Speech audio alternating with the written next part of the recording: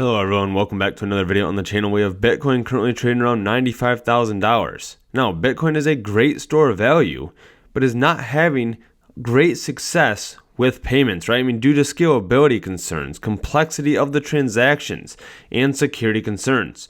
And so there is a project out there that could potentially solve this issue. And so we're going to be talking about that in this video. And so make sure to stay throughout the entire video. Also, if you're interested, there is a link underneath the video to Weex exchange. If you're interested in trading cryptocurrencies, they have over 1,000 altcoins listed on here. There is no KYC required. And so they also have an event going on right now where you can go ahead and spin this wheel here to earn up to 1 Bitcoin. And so definitely make sure to check that link out underneath the video. Now let's go ahead and take a look at Bitcoin in comparison to 2023 until now in 2024. And so we are seeing 31% of all Bitcoin assets being held by governments, ETFs, and MicroStrategy, which is 14% more than last year. And we can see that right here, right? In 2023, we can see the ETFs, the governments, and MicroStrategy held a smaller portion. And so now they hold about 31% of all of the Bitcoin, right? There's less Bitcoin being held on exchanges as well. We can see that is continuing to decrease. We can see miners hold just slightly less than they did previously. And so we're going to start seeing more and more public and private companies also hold Bitcoin on their balance sheet. Now, Bitcoin is a great store of value. And so I do think that moving forward, that Bitcoin is going to become the equivalent of digital gold. And so beyond a store of value for Bitcoin, the utilization of Bitcoin is difficult, right? We're not seeing a ton of adoption take place. However, that could be changing as the cryptocurrency I'm going to be talking about is focusing on the first Bitcoin economy, making it easier to utilize Bitcoin for transactions and keeping the costs down, right? The transaction speeds have to be fast, right? We have countries that are using the Bitcoin Lightning Network. However, they're not having a lot of success with that. And so we need improvements on that for the Bitcoin economy to really start taking off. And so let's go ahead and talk about Bitcoin payments here. Now we have Russia that is using Bitcoin in foreign trade, right? And so they're going to be transacting with that. We also have news here that El Salvador is continuing to buy more and more Bitcoin. Now, over the last week or so, they have made larger purchases than they have in the past. And so they're just about at 6,000 Bitcoin.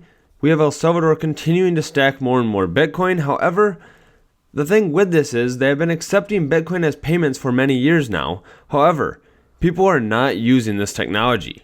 And there's a few different reasons for that. It is possibly due to scalability, the complexity of the transactions, security concerns, and so 92% of people do not use Bitcoin for payments in El Salvador. And same thing in India here as well. Now, we can see the Bitcoin Lightning payments have a long way to go in India. And so this is not going very well, right? I mean, a lot of the payments are slow or congested, or they're expensive, or they're difficult to figure out. Now, that could soon be changing here with Nordic, which is a ZK-powered, EVM-compatible Bitcoin Layer 2 blockchain aiming to reduce gas fees while enhancing transaction speeds for Bitcoin. And so we can take a look at that here. The future of Bitcoin is built on the Nordic blockchain. They're going to have the lowest fees for Bitcoin transactions, the fastest Bitcoin transactions, a secure infrastructure, and developer-friendly tools. And so if we go ahead and take a look at their yellow paper here, we can see some of the limitations today are scalability bottlenecks, interoperability issues, complexity for users and developers, and then the security and sovereignty risk, right? And so these are some of the concerns with Bitcoin Layer 2s, and so this is what Nordic is planning on addressing here. And so Nordic leverages zero-knowledge rollups to aggregate thousands of transactions into a single cryptographic proof.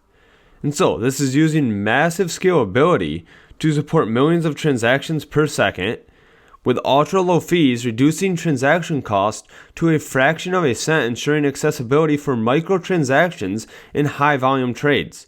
And this also has decentralized verification. Unlike other solutions relying on centralized validators, Nordic's rollups are validated by the Bitcoin main chain. And so this is definitely something that's pushing the boundaries for Bitcoin, right? There has to be improvements made, right? With how it is today, there's a lot of people not using it because it seems very cumbersome, right? The scalability is not there. It can be expensive with the fees. It's not decentralized.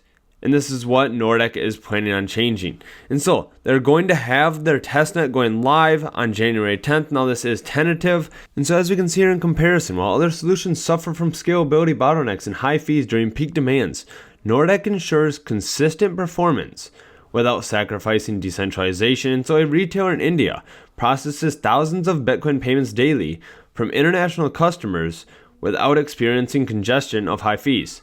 Right? And so we saw the article previously that was talking about payments in India and how it was not going well using the Bitcoin Lightning payments. Right? And so there has to be improvements made to these Bitcoin layer 2s to interact with payments, whether that means foreign trade transactions, retail payments, or integrating this into gaming by purchasing in-game assets. Right? And so we have to see that improvement. We have to take the next steps for that. And that is what Nordic here is focusing on.